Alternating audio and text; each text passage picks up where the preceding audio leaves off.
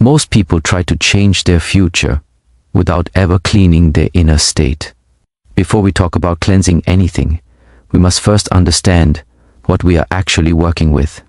Many people hear the word aura and immediately imagine something mystical or imaginary, something separate from daily life. But in truth, what we call the aura is deeply practical.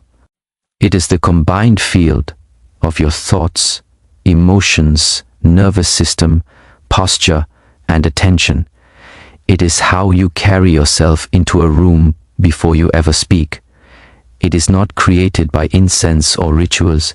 It is shaped every second by how you think, how you react, and how aware you are of yourself. Your aura reflects your inner order or inner chaos. When your mind is scattered, your presence feels heavy. When your emotions are unresolved, people sense tension around you even if you say nothing. When you are calm and centered, your presence feels stable and grounded. This is not coincidence.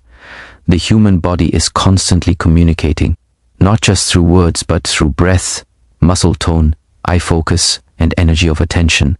The aura is simply the sum of these signals working together.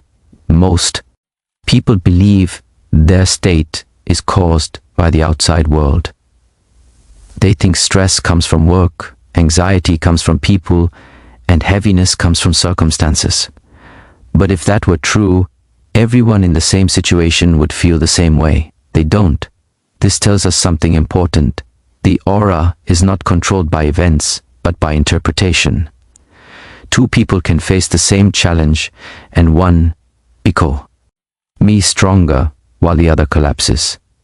The difference is internal organization. Your thoughts are the first layer. Repetitive, negative thinking acts like noise. It drains energy without producing action. Over time, this creates mental fog. Then emotions attach to these thoughts. Fear, frustration, resentment.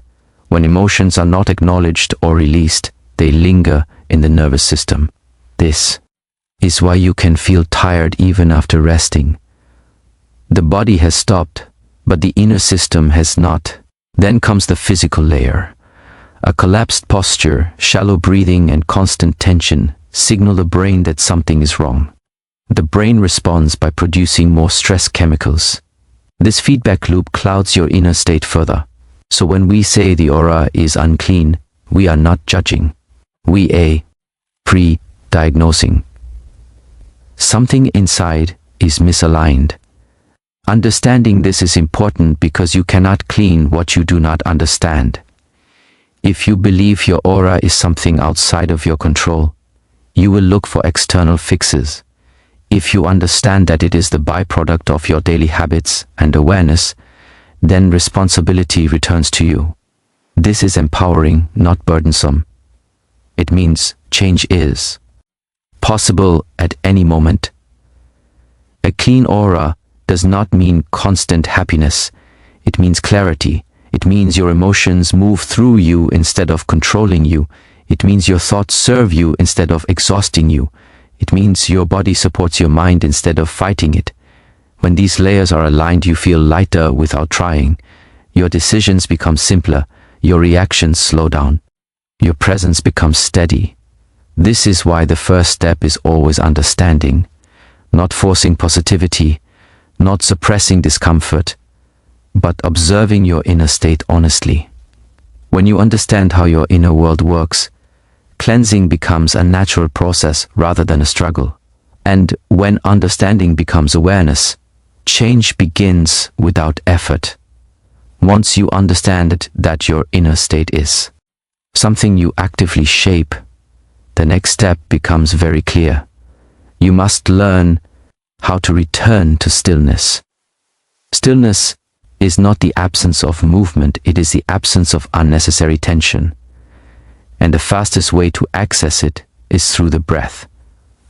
Most people breathe without awareness, and because of this, they live without awareness.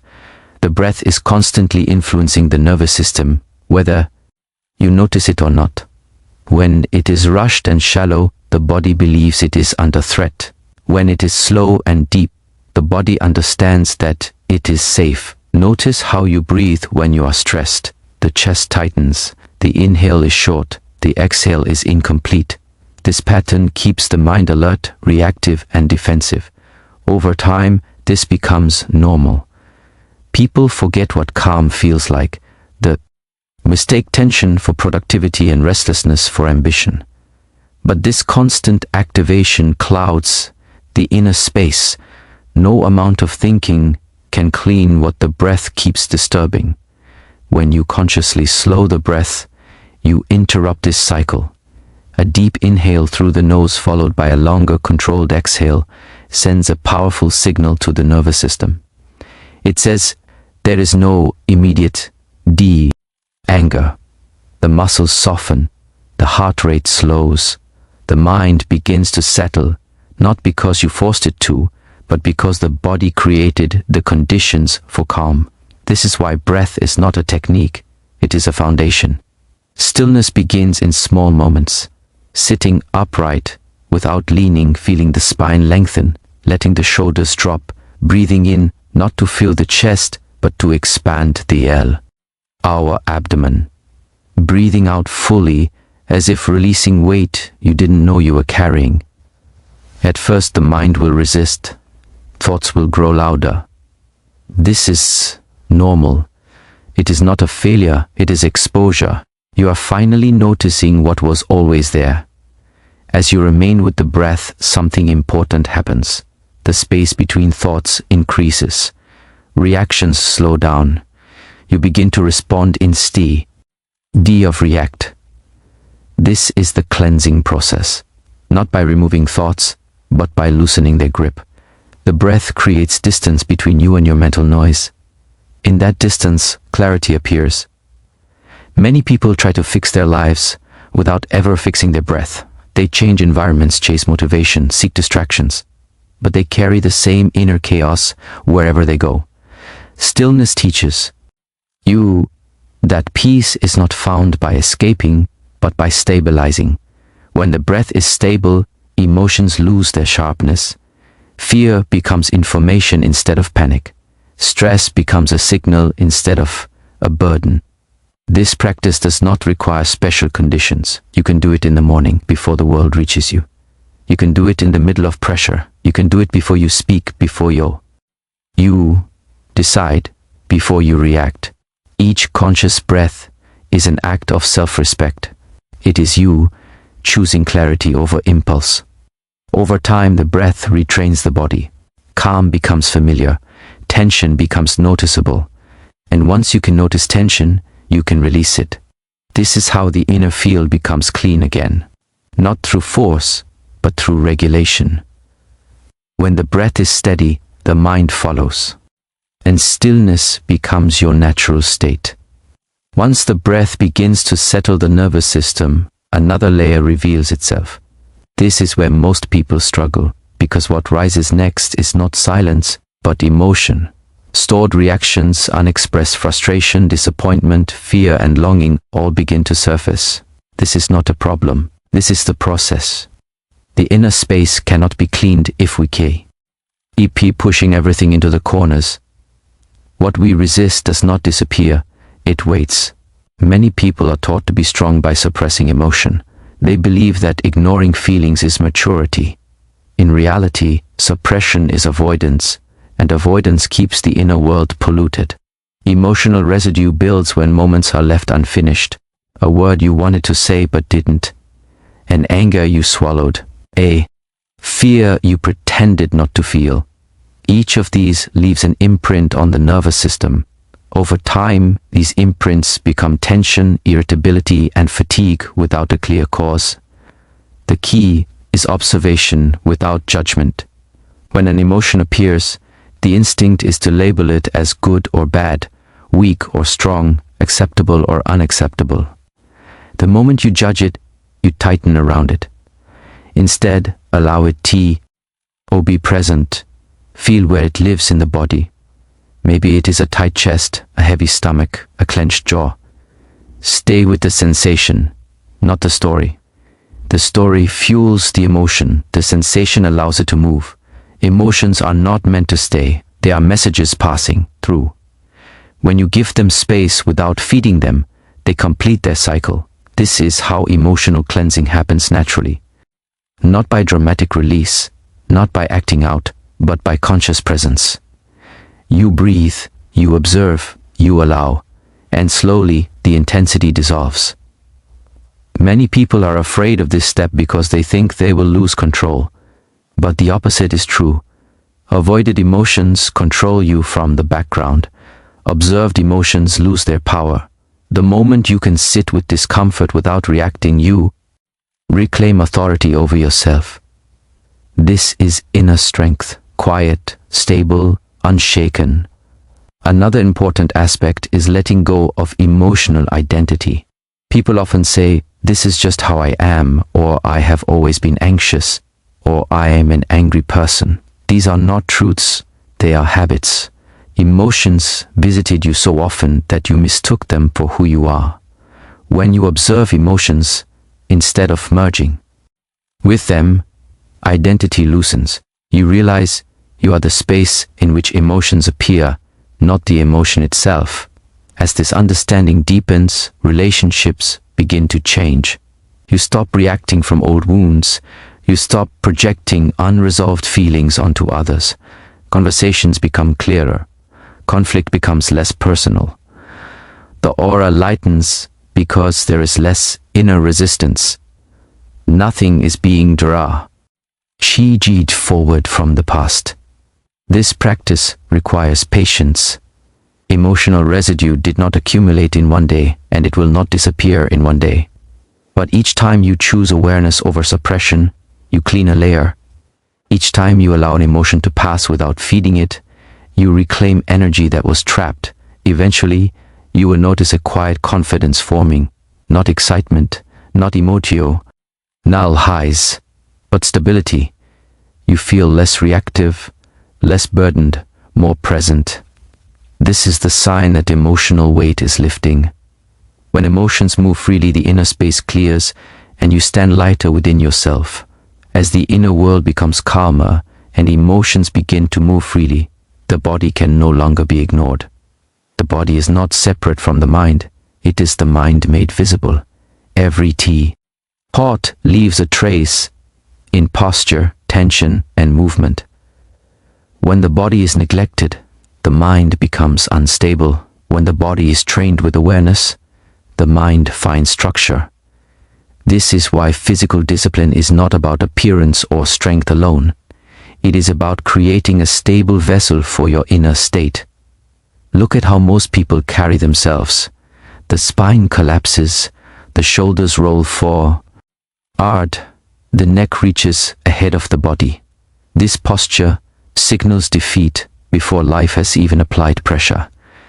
The nervous system reads this as weakness and responds with anxiety and fatigue. Simply standing upright, with the head balanced over the spine and the chest relaxed, already changes how the mind functions. Alignment is communication. It tells the body that it is capable, alert, and present. Movement is equally important. A stagnant body creates stagnant energy. When you sit too long, avoid movement, or move without awareness, tension accumulates. This tension does not stay physical. It turns into mental restlessness. Controlled movement, stretching, and deliberate exercise release stored stress from the muscles. Each release creates space. Each movement teaches the body how to let go. Instead of holding on, discipline does not mean punishment. It means consistency. You do not need extreme routines or harsh training. You need daily engagement with your body. Simple practices like holding a balanced stance, moving slowly with control, or maintaining form under mild discomfort train the nervous system to remain calm under pressure. This calm transfers directly to your inner state. When the body learns to stay relaxed while challenged, the mind learns the same lesson. The breath, posture, and movement work together. If one is ignored, the system becomes unbalanced. A strong body with a chaotic breath is still unstable. A calm breath in a weak body lacks support. Integration is what cleans the inner field. This is why awareness during movement is essential. Do not escape I NTO distraction while exercising. Stay present. Feel the muscles, notice tension. Release it consciously. Over time, physical discipline sharpens attention. You become more aware of subtle signals when tension begins, when fatigue sets in, when alignment is lost. This awareness prevents emotional buildup. Instead of reaching a breaking point, you adjust early. This is self-respect in action. An other important aspect is endurance. Holding a posture, maintaining balance, or sustaining effort teaches patience. The body learns that discomfort is not danger. The mind stops panicking at the first sign of challenge. This reduces fear, increases confidence, and stabilizes your presence. Your aura becomes grounded because your system trusts itself. When the body is trained regularly, energy flows more freely. You feel lighter, not because you're relaxed all the time, but because tension no longer owns you. Movement becomes intentional. Rest becomes deeper. Your inner and outer states begin to support each other. A disciplined body does not dominate the mind, it frees it. As the body becomes disciplined and the inner state grows steadier, awareness naturally turns outward. This is where many people lose their balance again, not because they lack strength, but because they give their strength away. Every environment you enter, every conversation you absorb, every screen you stare into leaves an impression. Detachment is not rejection of the world, it is intelligent distance. Without it, even a calm inner state becomes disturbed. Most people believe they are choosing their thought. But in reality, many thoughts are absorbed. Constant exposure to noise, opinions, conflict, and comparison slowly invades the inner space. The mind begins to carry burdens that are not its own. This is why you can feel drained without doing anything physically demanding. Your attention has been scattered, pulled in too many directions.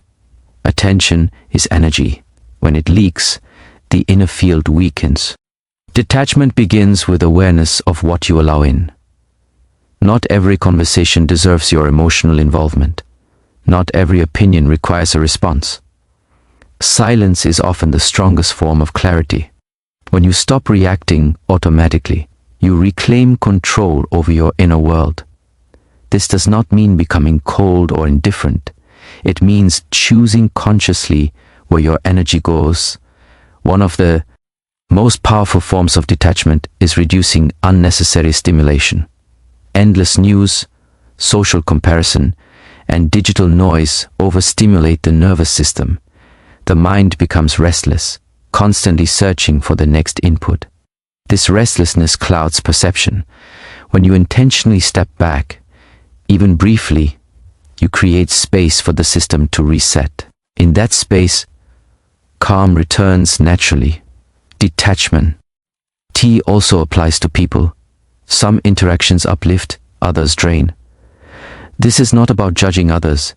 It is about recognizing impact. You can care without carrying. You can listen without absorbing. When someone brings chaos, you do not need to match it. Stability influences more than reaction ever could. By remaining grounded, you offer balance instead of conflict. Another layer of detachment is letting go of outcomes. Many people suffer not because of effort, but because of attachment to results. When expectations dominate, every delay becomes frustration, every obstacle becomes personal. Detachment from outcome does not mean lack of commitment. It means performing actions fully while accepting uncertainty. This keeps the inner state clean even under pressure. Practicing detachment requires discipline. The mind is accustomed to engagement. It wants to react, comment, judge, and defend.